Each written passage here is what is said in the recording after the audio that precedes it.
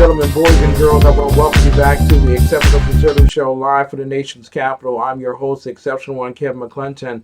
It is a tremendous honor to speak with this great gentleman here, Lieutenant Colonel Sargis Sangari. He is running in the 9th Congressional District of Illinois and has a great deal of mind and matter regarding foreign policy and as well domestic policy here in the States. Want to introduce to some, present to others, the Lieutenant Colonel. Good evening, sir. It's a tremendous honor to have you here tonight. It's good to be back again, Ken. It's been a while since we talked. Exactly. And unfortunately, when we do talk, there are turbulent times, but never something of this great magnitude. I want to ask you first and foremost, when you heard the description yesterday of the potential loss of 100,000 to 200,000 Americans to the pandemic, coronavirus or Wuhan flu, however it's referred to, what were your immediate thoughts regarding that? Well, again, foremost, our thoughts of all the Americans that we may lose. Look, I know we've talked foreign policy before, me and you, Yeah, from Iran all the way to Southeast Asia and across the globe. But right now, the focus needs to be on America. I was asked this morning in an interview about Iran. To be honest, nobody cares about those countries right now. We got to care about ourselves, focus on ourselves. Okay, we'll deal with those people when we get the chance. They're always going to be as dysfunctional as they are. They're always going to be terrorist operations. There's always going to be individuals who are just itching to have us go in with our military and put our foot on their neck so they can finally listen to us. But so be it. Right now, we just got to focus on saving as many Americans as we can. And then once we're able to recover from this, and we will, then we could turn our attentions and actually, you got to take care of yourself first before you could take care of anybody else. that's correct. We are looking at this pandemic, and as of tonight, just over 5,000 people have died from the pandemic. Um, but I have to ask you here because I have a great criticism of the statistics that are being used. Um, Based on an epidemiologist's statistics out of UCLA, in order to get to the 100 to 200,000 loss over the next 2 weeks, 15 million Americans would have to be infected. Those numbers don't look like that's even plausible at this point. It's because there are particular hot spots: New York, California, Washington, and some other smaller ones. New Orleans being another one that's growing. I have to ask you here, sir, are we listening to the right numbers? And are those numbers being used for an alternative purpose? Well, look, keep in mind that when we're looking at graphs and charts, they're usually created by certain organizations. And these graphs and charts that we're looking at, the same folks that were initially contracted out to take a look at what is happening with global warming were the same companies that were the ones that are producing these so-called graphs and charts, especially with the World Health Organization. So if you're gonna say like the person who's providing it is the same individual that, and she told us that in 9 more years the planet will cease to exist because of flatulence of cattle in Midwest, are the same ones who provide some of this information. With that said, though, uh, it's okay to have from different perspectives and number of other organizations that come in and kind of feel through this process. We don't really know how this whole thing's going to work out because this virus has two strains to it. It depends on the different regions, how it's being controlled. It depends on how people actually take care, like we are talking about with the social distancing that is currently being implemented, and then the lockdowns that we're experiencing here in Chicago, Illinois. Uh, it's a matter of it's a virus, and you can kind of have a best guess estimate, but you cannot never be 100% sure whether or not you're effective against it until we really find out what the virus is all about, how initially it it was created, when it initially was released, we are always going to be kind of hedging our best bets as to what the models may look like and whether or not, when we're looking at flattening this curve, how effective it's going to be based on the steps we take. Some of the steps we take, we may think that these were the most productive steps that we took that allowed us to flatten the curve, but they might be just nothing more than just best educated guesses at this time. And I appreciate, see, this is why I appreciate you so much coming on our program, because I'm trying to use critical thinking and reasoning skills as well in the midst of the hysteria. And I'm looking at mayors and governors who are taking on powers and authorities which go adamantly in opposition to the U.S. Constitution, shutting down gun shops and for basically forcing people to stay in their homes under the potential fining and punishment of jail time, while they're allowing criminals on the street to be released for safety purposes. So I got to ask you, are we seeing abuses to our Constitution in this process? And what should we do in the future when this comes again? Look, some of the measures that have been taken, that the governors and mayors have taken, they really don't have the constitutional backing to take those measures. Now, I myself have said support them because it's a volunteer piece. We're all part of the same team to try to take some measures to be able to, at least what we believe from the medical experts, is the best way to be able to burn this virus out. Now, with that said, though, and I've said this to governors before, just because we're complying with these measures, don't come on the air and pretend that you have authorities that you really don't. So if you tell me nicely, hey, look, we need to work on this, I don't have any of these authorities to be able to restrict you to these things, but I need your help, then I'm willing to help you as an American. We all are. Yeah. But the reality behind it is, once we allow them to do this, a lot of them are literally sitting and talking from a position of authority, like they have this, carte blanche, constitutional right to do this, and it will eventually take one lawsuit against the governor in the city for it to go through the process of the Supreme Court, where the Supreme Court will come down and say, you know what, you have absolutely zero authorities to do this. So my recommendation is, and has been, let's work together as a team, regardless of your Republican, Democrat, across the board, from the president, vice president, this Corona task force, to the governors and the mayors of the cities. And my city, the governor and mayor are Democrats. I'm a Republican, but it doesn't matter. Let's work together. But in the process of us working together, just because I'm working with you and I'm trying to give you some support in allowing you to have a say on my constitutional rights, that doesn't mean that you have a legal constitutional right to do so. Mhm. I am volunteering in this process to try to flatten this curve. So that's the only thing I would say to the mayors and governors.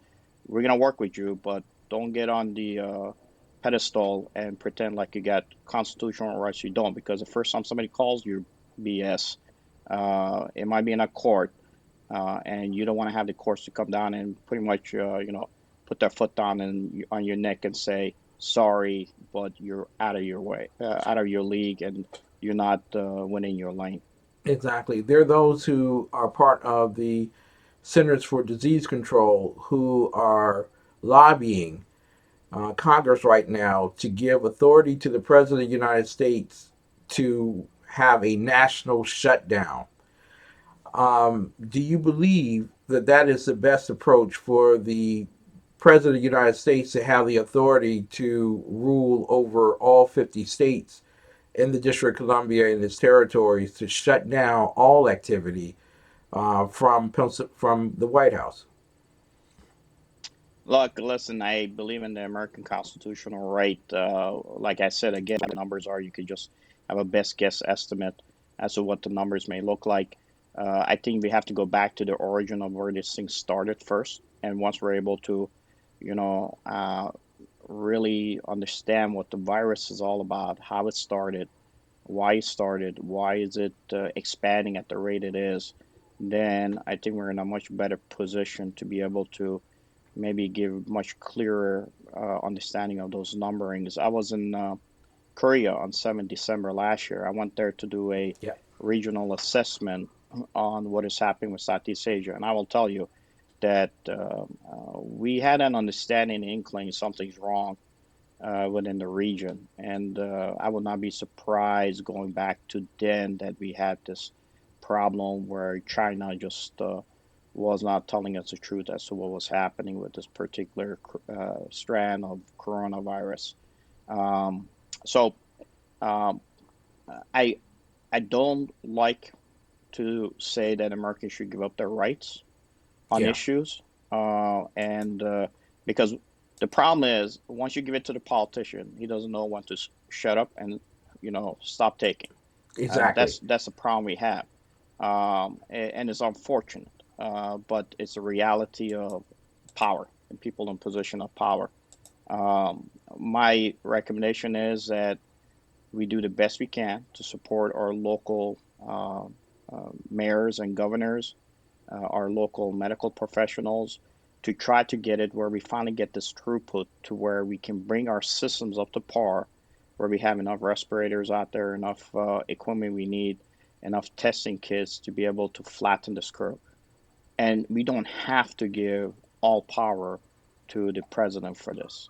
We could do it through a volunteer of Americans coming together, working together to try to not infringe on American civil liberties, but do it in a way where we as a collective are able to trust our leadership and get to a point where we can flatten the curve. But it's the requirement of the government to make sure that they unscrew some of these friction points that they have in their systems, where you could start cranking out the things we need in order for us to be able to have the medical requirements, the basics to be able to sustain the Americans, even if all Americans, let's say, will eventually have the coronavirus.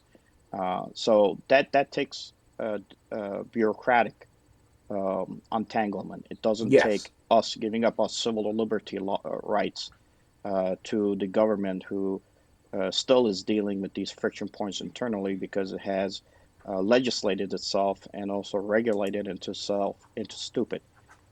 So I rather have the president untangle these issues, and I think to untangle them, that means you have to give up actually more get rid of more governmental restrictions than to take American civil liberty rights away from them. Now, Lieutenant Colonel, the military is involved right now in terms of New York City. The Mercy ship has landed. There are over 1,000 hospital beds available on that particular ship. Here's my problem: you have a mayor and a governor who have not completely used all of the availability of their hospital beds in New York City, and that they have 4,000 additional ventilators on top of the 4,000 that they were not using. Do you believe that New York City is handling this particular matter as well as they should or could? And what recommendations would you have in terms of them working with the military to improve? Well, look, the military ships that we have are not going to be ships that are going to be able to uh, contain coronavirus.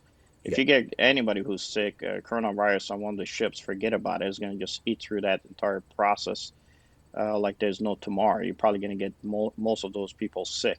I mean, we have a naval carrier right now that you have 200 sailors that are sick, yeah, and it becomes nothing more than a big piece of dead weight for us if you want to use it in combat operations. So, as far as what they're doing on the ground, especially in New York City, look, I think you have good leadership in good positions. I think Governor Cuomo, if you listen to him, he's got the right approach, the right desire, working with the president. But the bureaucracies that which I worked within for 20 years are yes, absolutely dysfunctional. And this is why big government doesn't work. If you notice, it's mostly the private sector that's coming along right now to try to help us. Yes. Um, Either you have to be to the far left, like the Chinese communists, where they basically put everybody in chains and say, "Sit down. If you walk out, I'm going to kill you." Yep. And as we know for a fact that they brought at least 20 mobile infirmaries in, or crematoriums, I should say, and they were running those at a capacity of burning 120 bodies per day. And they were running them for 3 weeks straight. Um, and then while you're doing that, have your entire multi-force structure build a hospital from grounds up within a few days, or you do it like we should in democracies, which is we're not going to be the communist Chinese. We don't burn our bodies and we don't cover it all up, because we want to save the government leadership.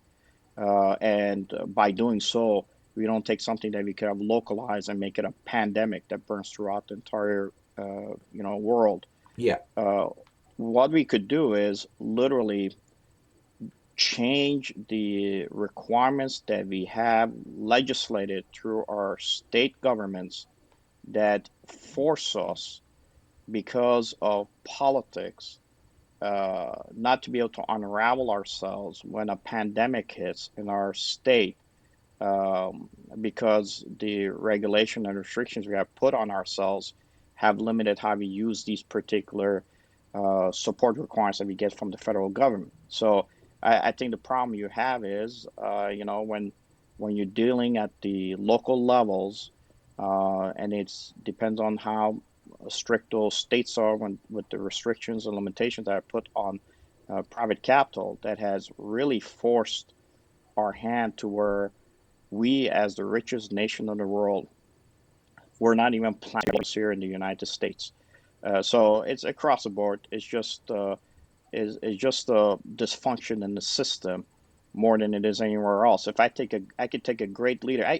Like I could take Jesus Christ and put him in charge of New York City, and he would have problems, given he had He to deal with those definitely would. regulations. Okay, so I mean, same thing. I could have him be the president of the United States, and if the press hits him as hard as the president is getting hit, it's very difficult for us to get anything done.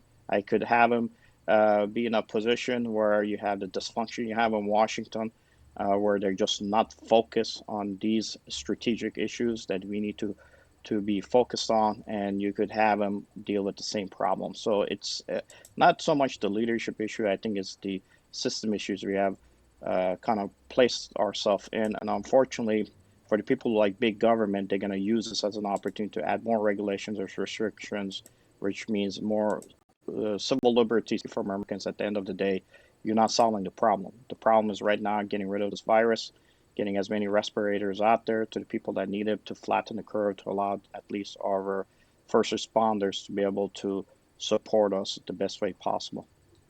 Lieutenant Colonel Sangari with us tonight, ladies and gentlemen. He is running for the Ninth Congressional District out of Illinois. Got to ask you about the good people of Illinois, sir. Uh, Many of them are awaiting their check, which they're not going to get until probably the last week of April or the first week of May. And many of them are part of the 3.3 million people who first filed for unemployment last week, or part of the second wave of potentially 6 million or more Americans that will be filing for unemployment tomorrow for the first time.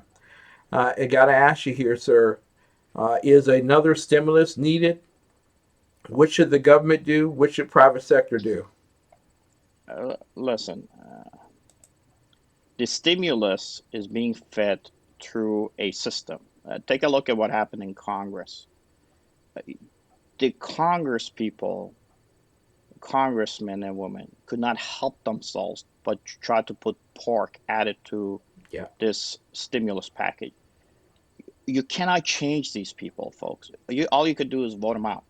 Just like I would say, you cannot change some terrorists. You just got to kill them. You Yeah. cannot change these current officials. You cannot upgrade that software in their head. You just got to vote them out. these people are not able to change. It's not in their inherent character. They only care about retaining power, feeding special interests, even if it's coronavirus related. Now, once you fed this trillions of dollars through this process and it's taken so long, when it gets to be digested by the system, even with the president alleviating some of the regulations that were out there, which that means the next POTUS that comes in can re-add those in there if he Yep. wants to, it doesn't mean that the system can understand how to get those checks out there to the people who need them.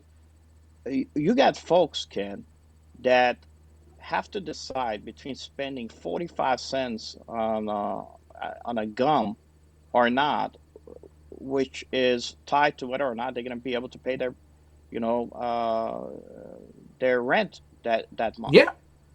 Okay, the system doesn't look at these people that way because the representatives don't care about them. Their representatives are not tied to them. They don't understand the issues these people are dealing with. So there's going to be a lot of people are going to be hurting for a long time, and you have to now look at what's going to happen after this process goes through. Take a look at as an example, Major League Baseball. Major League Baseball is shut down. I love my White Sox. I always look forward to at least being able to sit down and relax and watch a good ball game. Exactly. Now, the money that is lost doesn't mean it's going to come back. Those people who are fans for baseball doesn't mean that in 3 months they're going to suddenly come back and start putting money back into the coffers of these baseball teams. We have generational issues that we're going to start dealing with, literally generational issues. And regardless of how much money you put into it, eventually, as I told the U.S. Government when they were trying to support our needs in Iraq and Syria when it came to the Syrian Christians, I said, look, if I give money for somebody to drink something or eat something, they're going to either piss it out or, use the bathroom to poop it out. That's I right. said, that's not building government capacity. Okay. That doesn't do anything for me. That check, as soon as it comes into your hand, is going to either go to pay your rent, your landlord, and it's gone, or it's going to be used to be able to buy the basics you need to be able to feed yourself. It's not a long term viable process by which we have this system survive. My recommendation is go back to the private sector again. Alleviate the pressures off of the private sector. Alleviate off those businesses. Are some businessmen are going to use it for their advantage? Of course. Yeah. Person who are a selfish person is a selfish person. It doesn't matter whether you put them in government and business or put them in any other capacity. They are who they are. But try to alleviate the pressures on them to an extent so they could reinvest that money to those workers that they're going to need in order to be able to sustain their businesses in the long run. Now, what has happened with this COVID-19 has really changed how business is going to start approaching its future as far as which way is going to head. How is technology going to be used in the future? What is going to be the ability of employees to really be out there? A lot of businesses right now are dealing in a way to make sure that they limit human interaction. I Yeah. guarantee you there's a guy out there already working on the AI technology to ensure that he limits as much human interaction in his businesses and how he makes money for that particular business than it was used in the past. So we have to go back again and ensure that we made it a requirement for those businesses to reinvest in the American citizenry so that those young men and women are able to come back, not just sustain themselves to a short period of time, but be able to have a long-term vision or goal that they could build upon for their future and their family's future. We got to have you come back and talk about the future stimulus because there is a cry for infrastructure at this particular juncture, which I think if you're going to do infrastructure, it should have been the first stimulus, not the second one, because you would have created jobs in the doldrum period. But But they but they yeah, say for infrastructure, and then they say to all the workers in the city, go sit at home. Right now, there's yeah, nobody on the roads in Chicago. Okay, go build the roads. Why aren't you building the roads? Because we've told people to stay home. Okay, if the guy who's supposed to pave the road is not critical, essential asset, then why are you giving it a stimulus? We just got to get enough respiratory systems out there. We got to get enough medication out there to sustain the people from not dying. Because if you concentrate on just the body itself, and that body is going through the process that this coronavirus is attacking it, and you get all the required needs for that body to survive, it ain't about construction, it ain't about anything else. It's about medical requirements. Just concentrate on the medical requirements. Let's save as many Americans as we can, and then worry about that other stuff later. How can people support your campaign for election in the Ninth Congressional District of Illinois? Yeah, stop voting a person who's been in their seat for 20 years over and over again into their seat. It doesn't work. Look, I am a Republican. I am running in a heavily Democratic district as a plus D26. The incumbent has been entrenched here for a long time because of the system. The same incumbent who was pushing for some of the socialist issues that they were trying to put into the stimulus packages. Uh, if you want to save the Democratic Party in Illinois, vote a Republican lieutenant colonel, immigrant, born overseas, who came here, didn't even know what yes or no meant in English, learned the language, became successful, served in the U.S. military, 6 years continuous combat ops, took your sons and daughters to combat, brought them back, realized what are the consequences behind what you say and your actions, and is now ready now in today's time to be able to get in and deal with these issues. Healthcare is priority on my platform, and as you know, Ken, I have many times spoken about China and what China has Yep. done to us Yep. across the board. In 2015, I was standing on stage in Japan and saying, China is our enemy. Be careful. Stop investing in them. Nobody was listening then. Now they're starting to listen. Put a guy like that in for 2 years. You don't like the way I do my job? Vote me out in 2 years. Go bring a Democrat that you like who's not under the fringes on social issues and have individuals that are capable of reaching across the aisle to work together. If I don't win in the ninth congressional district, it's very likely that the House is going Republican. You're going to literally vote a person in her seat again for another 2 years, 22 years, who's not going to pass one bill. Yeah. So why are you voting for somebody who's not going to pass a bill in 2 years where you have a guy who you could vote in and at least have him concentrate not on these, off the cuff issues that nobody really cares about, but on the strategic issues that we need to take care of in order for us to be able to finally wean ourselves off of China's control over us. Look what Shanghai Cooperation Organization is doing. Today they're in Italy. They're in the underbelly of NATO with the Russians. And these are the same people who caused the coronavirus to spread across the globe. And what are we doing in this process? Tomorrow they could take whatever steps they want, whether it be with Iran, whether it be with Taiwan, and we can't do anything about it because we're too busy trying to fight to survive internally. And in a short period of time, with a virus that was introduced by them into the American populace, we're pretty much dead. Our economy has been destroyed. Our people are unemployed. And today, even now, you have people in Congress, to include the person I'm running against, who will start defending China for being a Exactly. great ally to us. So, look, let's just replace some of these folks. It's okay. Let's clean them out. Come back. Let's get our house in order.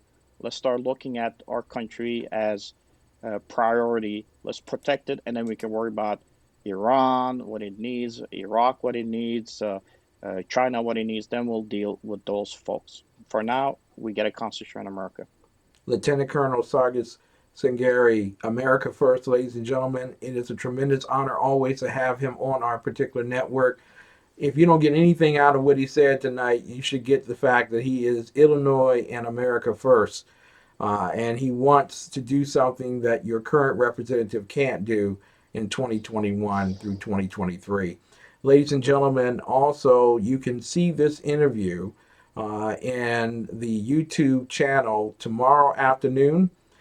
It'll be available on the Exceptional Conservative Show and as well TECN TV YouTube channels. For more of the best in urban conservative talk, we ask that you continue to watch us. We are a republic, not a democracy, ladies and gentlemen.